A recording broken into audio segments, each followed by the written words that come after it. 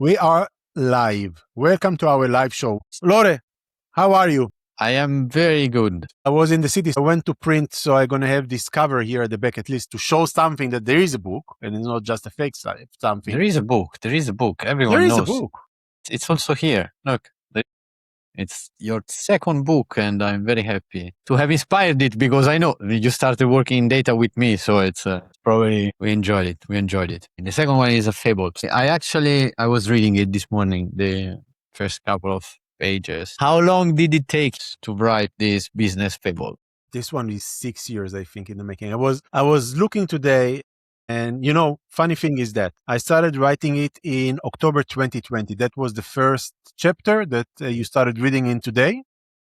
Was written 6 years ago, almost word by word. But back then, my problem was that I wasn't sure how I'm taking the book or how I'm building a book. In general, a fable story, it's not an easy thing to do. So I decided that I am actually stepping backwards and changing it. And I went back to a book that was very similar to Data is like a Plate of Hummus, so a little bit more of a manual, technical manual. And I think that I didn't enjoy it because I didn't enjoy the first one, because manual and technical books are very nice when you need to implement something. So you have steps. So if you're learning programming, right? So if you need to learn Python, having a manual is very helpful. But when you're doing that, I don't think it's similar thing. And this is when I was thinking about maybe I will share philosophy. So this is the 2024 copy of the book. Can I say something controversial? Of course. I mean, in 2026, it's very easy to find manuals on Claude and ChatGPT. You don't need manuals anymore, actually. I'm not saying you don't need manuals, but if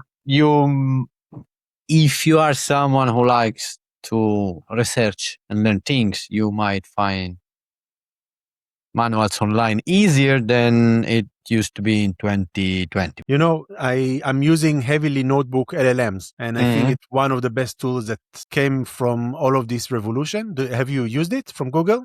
I'm using Notebook. You mean to take notes from Google? No. Behind it was that you can put quite a lot of sources of information and accumulate it into something that is coherent. So, for example, I want to research how to build a barbecue.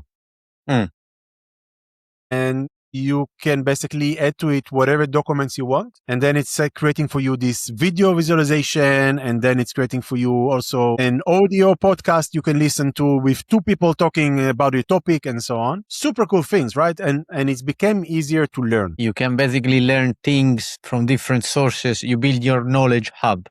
Correct. Okay, that's nice. And one of the things that I did was all of these blog posts that I was uploading, I put it into the tool, and now I have basically like my own brain answering questions for me whenever I'm not sure about something. It's go through, I don't know how many posts I had, like 250 posts over the past 2.5 years. And it's just pulling the right information and give it to me in a process that I can build on top of it. Super cool. In the end, it's still your knowledge, because it's posts that you have read in the past. It's just, instead of going back to the post.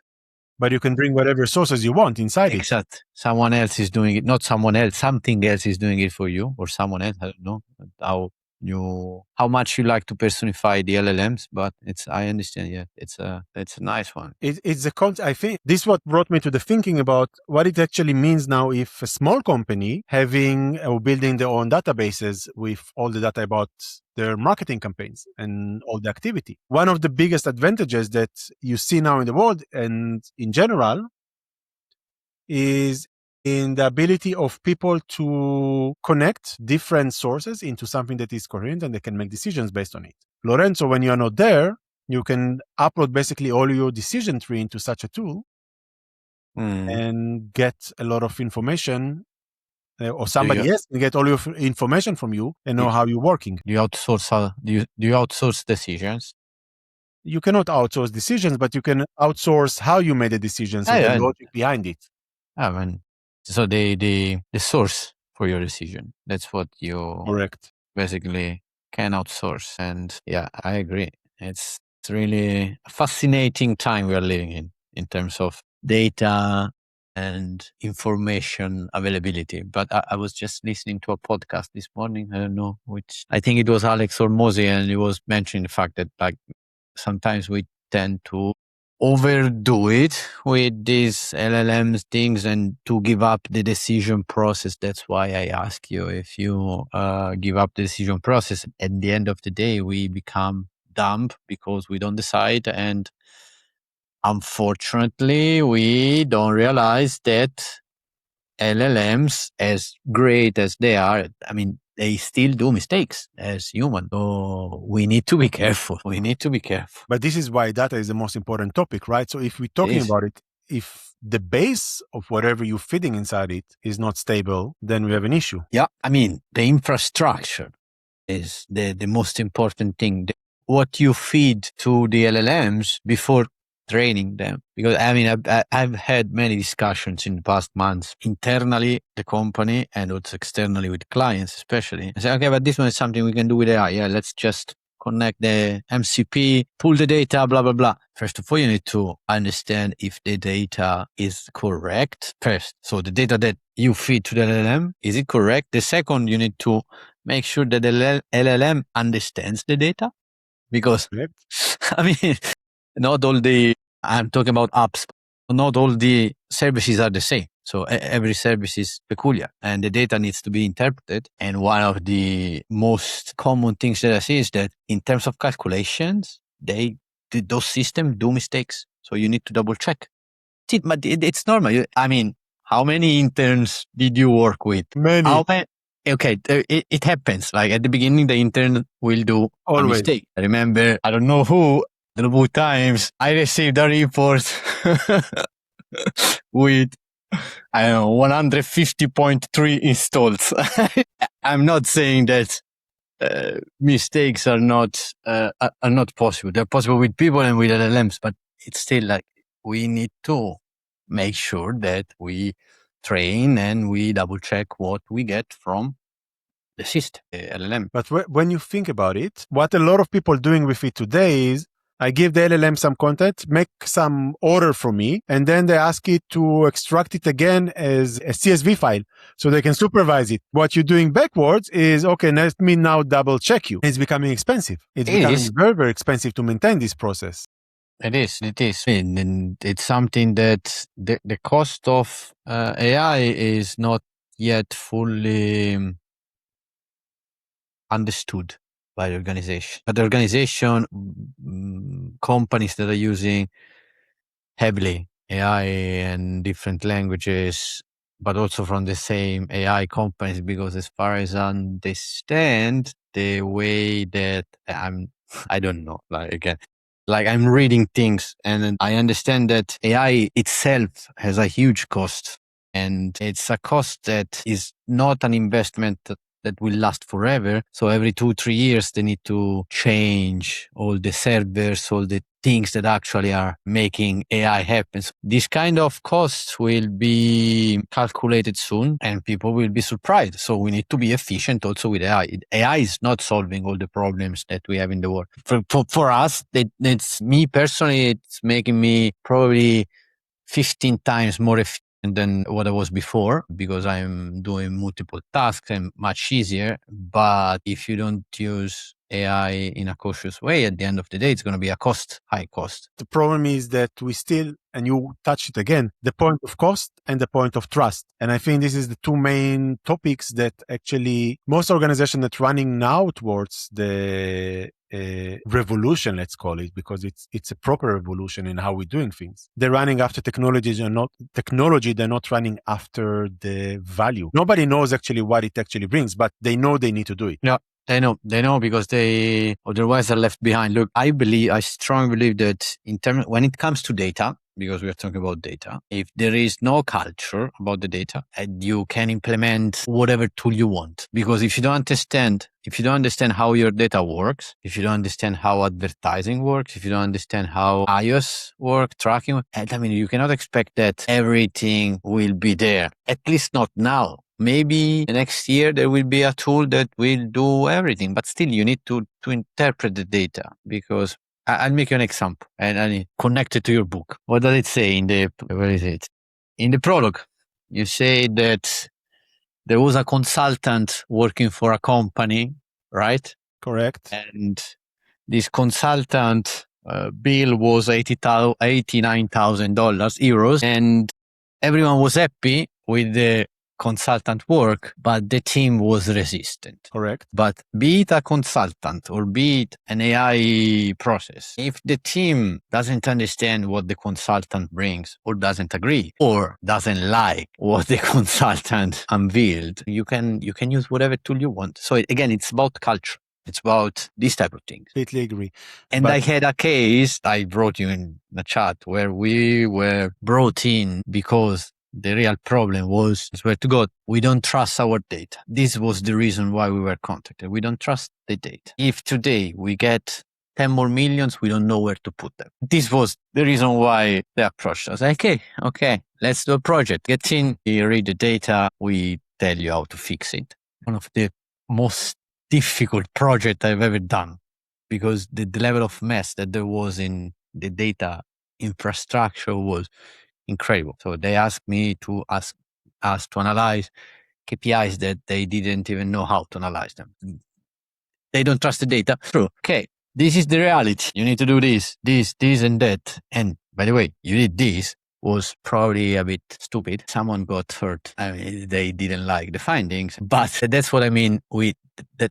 The team needs to accept whatever the consultant or the LLM is, and in the end, the processes are trying to solve.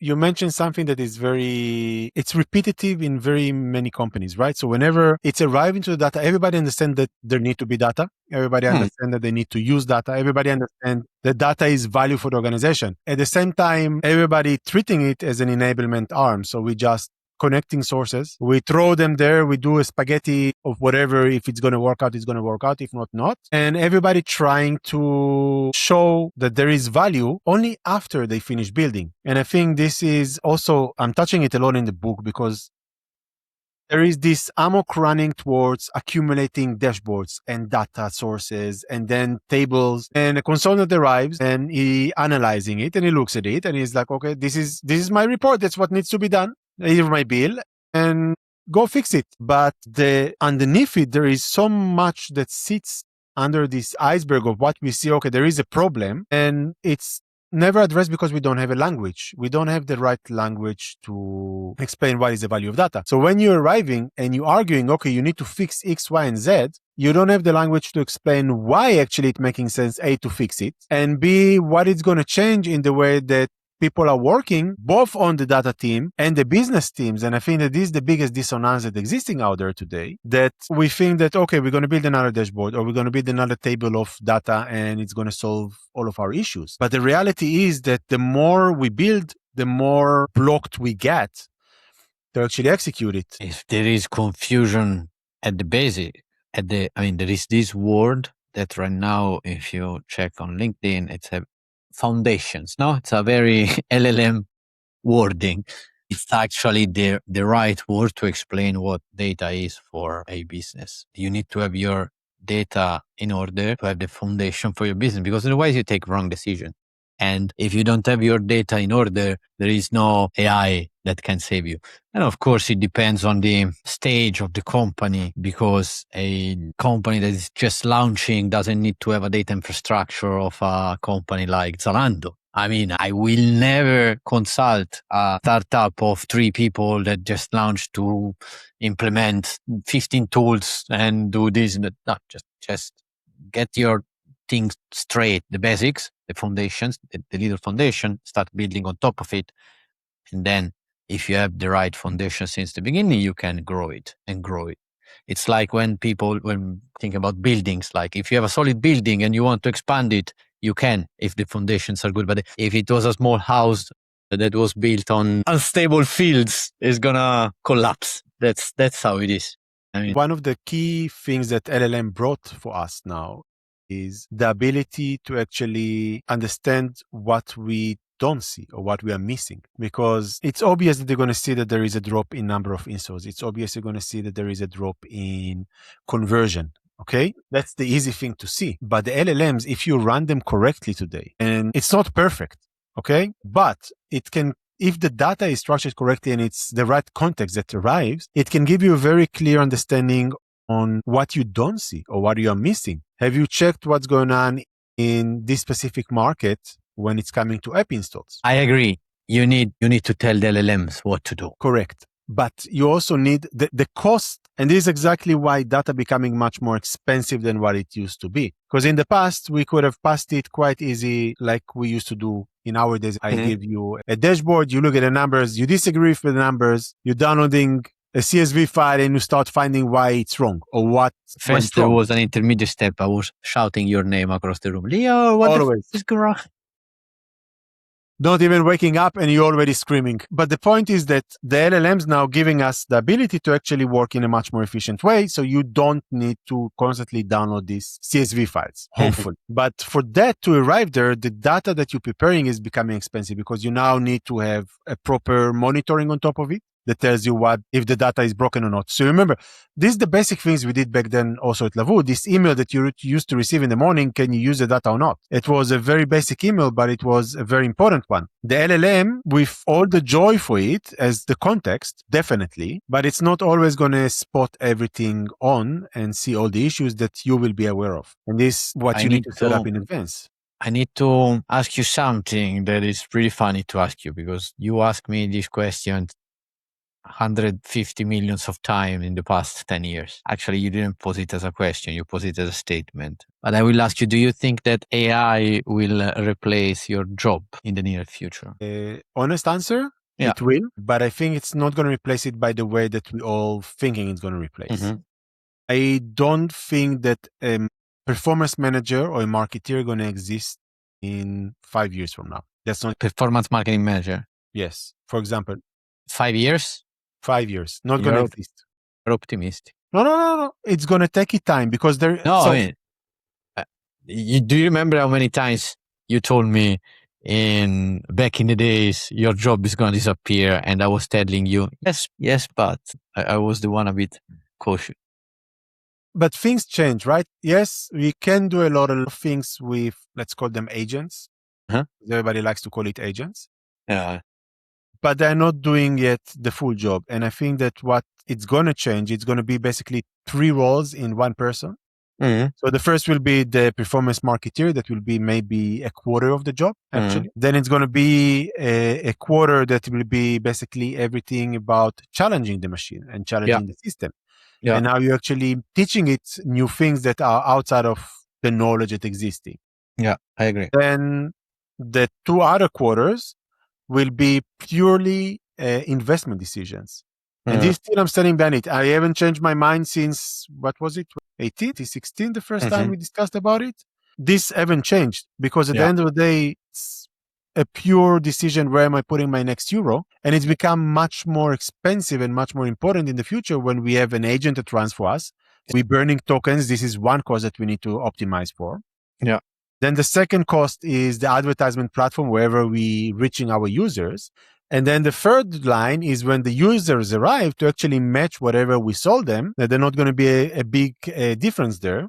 And I think this is a lot of tokens that's going to need to be spent and going to be earned into arriving to these results. Yeah. I think it's a good, it's valuable view. I have a doubt about all of this and I don't know the answer, but I've asked myself many times this thing. I believe that for a senior person, a person with experience, I'm not talking about me and you. We are not seniors. We are dinosaurs. We are old. We are old. We should retire. Let's say some channel manager with 3-4 years of experience. I think that AI is going to make them super channel manager, superheroes, super operator, because they have experience, they know things, they know what to look at, and they can still give the little human touch input that, in my opinion, is still very relevant. Still, in 5 years, I don't know. Have the right to review this affirmation in 5 years. My question is, I remember when I started, I learned things by uploading banners on Facebook and downloading the CSV or your report and checking the click-through rate and analyzing. So for the people that are starting tomorrow working in this field or in any other field, how can they get to the level of knowledge to actually work with AI in a way that they don't all produce the same bullshit. You know what I mean? One of the things that I believe that agencies going to be bringing on board is the deeper knowledge on the wider clients. So we started this conversation talking about notebook LLM and the ability to actually push all of your sources and how you made a decision. So think about an agency that's working with different clients and they have a lot of knowledge from different verticals. They are much more prone to build their own LLM or a small LLM that is then going to serve this superhero performance manager. I agree. And this will give them already an advantage by knowing what others are doing and having a better overview. That's one overview. But at the same time, this superhero, now, again, it's an investment decision. It's which small model he buys. Is it a model that agency I or agency X were selling him? And then compare them and see also what is the cost of each of them to get this context. I don't think that we have much of than what you did in the past. It's just going to be different because this time people are not going to need to look at click to rate. At the end of the day, what we, and also today, in the past, I remember it used to be, and this is for the audience to hear, in meetings, you were super excited about impressions, if you remember. That was like the beginning. It's like, yeah, we managed to get 1 million impressions on Twitter. And everybody were like, wow, that's crazy. And then to installs and then to events, that's for sure. And we're getting down more. And today, at the end of the day, what we care more and more about is what is the money in the bank. Yeah. And how do I bring the best money? Yeah, I agree. I mean, the let's say change or the switch to new KPIs that we analyze, it's been since a long time and it's okay. The fact is that my concern, my doubt is that how trainees, interns are going to get the knowledge that we got when we were doing things without LLMs. Maybe with LLMs now they can get knowledge. For sure. Because if you get in now in your first job and you start telling ChatGPT, do this, ChatGPT, do that, Claude, analyze this, Claude, analyze that. I agree. If you work in an agency and Claude already has a lot of knowledge, it could work because, I mean, there is knowledge. I don't know. It's again, it could be possible because it could be possible. You've seen how much AI has improved in the past 16 months. Even 6 months, have you seen the jump? 6 months compared to the previous 3 years. So I don't have the answer now. If you think about it really, so you had a lot of experimentation and all of this knowledge is worth something to someone. And I really believe that while now we're plugging for very big models like Claude, like Llama, ChatGPT, Gemini, they're all great, but the value will be as an agency to come and bring your small model, which is built on your learnings and your knowledge, and then improve it slowly because it's going to be very narrow on the activity of performance marketing management, let's say. Luca, if you are listening, take notes. We need to develop an LLM. It's actually something very interesting. Again, there are, with AI nowadays, there are endless possibilities. So you can do everything. Cost, we don't know. As an entrepreneur, I could tell you that maybe it's more convenient to use Claude than hiring a working student to download the reports. But honestly, I haven't run the calculations yet at the end of the year to know if the working student is costing more or less. I think still humans will be required in the process. The real value is in the small LLM models that we're going to produce. And this is why data are going to become much more expensive because we will need to maintain much more data somewhere. Somewhere, yeah, of course. And this already becoming expensive, but at the same time, we will need to process it. We will need to give it the right context to the business that we're going to run with. And this is where interesting things will build up. And the more data that we are collecting, the more data that we are accumulating. And here I'm going to be very direct about it. Quality data, not just data for the mean of data. It's not like, okay, I download all my campaigns from Meta. It says nothing. It's mean nothing. It's worth nothing. This is something that Meta has. And this is not the value. I know. And it's the same for any type of data that you get nowadays in any tool that is analyzing data. You need to take everything with a grain of salt because at the end of the day, you can make mistakes. And again, I'm not saying that AI is not helping. It's really, I told you, it made me 15 times more productive. There is a cost, and the cost is both in the infrastructure, but also in the error cost, because sometimes you can do costly mistakes if you don't double check. When I receive things that I see they are done with AI without being double checked, it's something that really bothers me, and I send the artifact back to the sender. There is a funny story I heard a few weeks ago. A good friend he used to work with content creators, and when ChatGPT became GPT-4, huge model, everybody started running towards it. They started firing content managers. It's like, no, we don't need you anymore. And he said that one of the interesting things was like these content managers were completely dead in the water for almost a year because everybody were running towards ChatGPT. And then slowly companies started to realize, hold on, it's the same text that he produced for me and for someone else. And people started to learn how to read what is AI generated text. Of course. And for them, it was okay, doesn't make sense anymore. And they brought now back the content creators. So this year, there is more and more content creators that getting contracts again because people got tired of this AI generated content because it's worth nothing. So the human touch at the end of the day, we go back in cycles, and especially in advertising, at the end, you are fighting for attention. And if everyone is producing the same things, attention will go down. We always been in this business. Sometimes there are trends, the trend goes well for the first 5% of adopters. Then when the rest 85% of the adopters is adopting the trend, nobody cares. And the rest 10% is actually wasting money. So we need to go back to do something different. It's a lot of information that you need to be It's a lot of data. It's a lot of token. Let's talk token. And this fable, it's what really talks about what data really costs in terms of what is the cost of the token. It's not only the cost of the token. I think in the book, it's basically the missing language component. So we are talking now a lot about LLM models and about building and about creating. But again, we're talking about it from the perspective of the technical aspect of using a tool. There is a new shiny tool that we're all running towards it. But in the book, and this is exactly the entire idea behind it, is like, it's not about the technology, it's not about the people, it's about the value it's actually generating for the organization. So if I'm looking at it, and let's take this example as we talked about, the small LLM from agencies.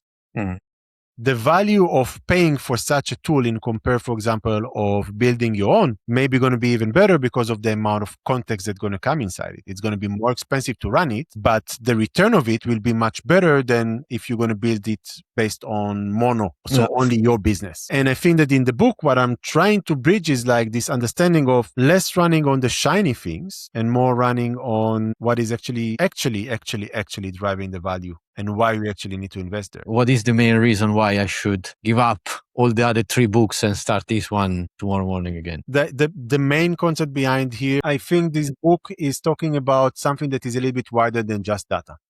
It's about everything that we're doing today in life when it's coming to tech. And it's this understanding that we cannot maintain a buffet. That's the reality.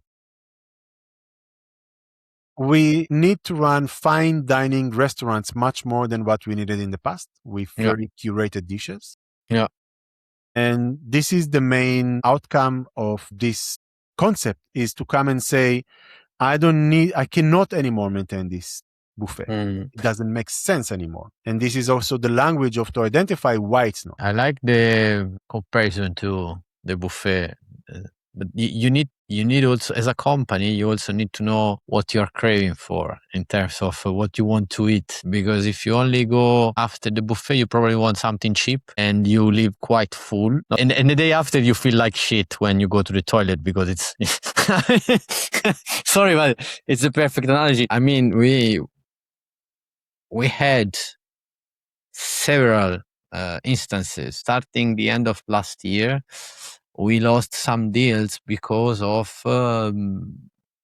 not clients, because they didn't become clients, but because leads or said we were too expensive and they went to someone else less specialized, someone else that offered everything, and someone else that was better fitting the near needs rather than long-term needs. It's painful, but as you mentioned, we need to also choose for the good steak from time to time if you want to have a healthy nutrition. Don't go every day to a Michelin restaurant, but go No. from time to time and actually have a good experience. And I think this is a lot about the data. And also when I wrote data is like a plate of hummus, I think that while it came out as a manual, the main concept behind it was like keep things simple, right? Keep things with simple ingredients, simple food, but make sure that it's serving you correctly and can carry you for a very long time. Yeah.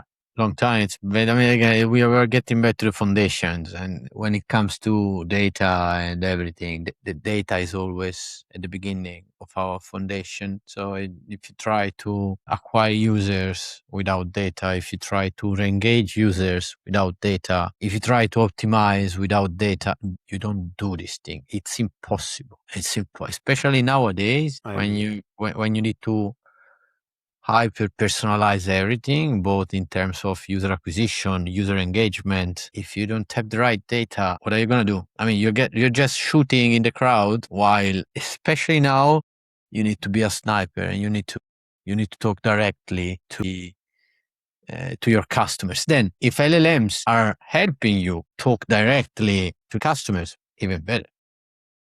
This is the highest cost you're going to pay. Yeah, it's the most expensive thing you're going to do. So fix the data, because I heard teams that told me that a certain channel was not supposed to be measured because it was just for exposure. After millions of euros of spent in a quarter, I say, yeah, but this one is just for, exposure. It was programmatic, for example. And that was just a reason to say we cannot track. Why do we need the data?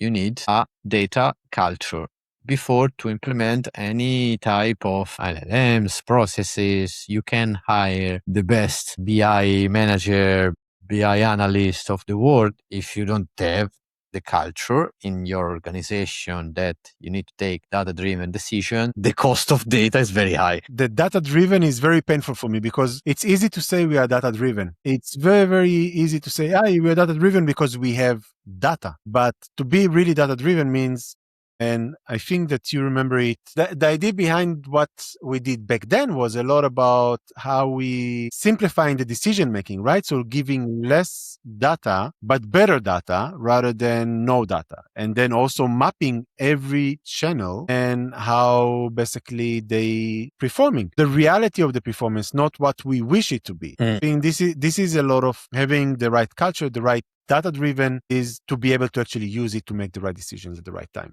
Yeah, you said something very important, not what we wish it to be, what it is, because sometimes we wish it to be. And I know it happens at all levels. Sometimes it happens also. It's also to me and to everyone to see some data that you don't like and say, it starts at the banner level, say, hey, this click-through rate is too low with this banner. It's impossible. It's a beautiful banner. No, there is something wrong. No, it's the freaking data. And this exactly, it's language, and how you're actually structuring it correctly and how you're understanding what is the value. And I think me and you, we had a very painful process to learn how to actually structure data correctly. So you're going to trust it and I'm going to be easy to not arrive at 9 a.m. and get screamed from the other room. I think we built a good structure there, which was a very good base for wherever you're going next. I went next because we learned a lot. It was nice catching up and talk about data. Likewise. Agree much more than what we used to do. I think that you are more coming towards the world that I saw. We have a better shared reality than what we had in the past. Nowadays, we can touch with our hand, and it's also difficult to stay on top of things because things are changing so fast. Thanks, Lior. Have a nice evening. Thanks. You too. Bye-bye. Bye-bye.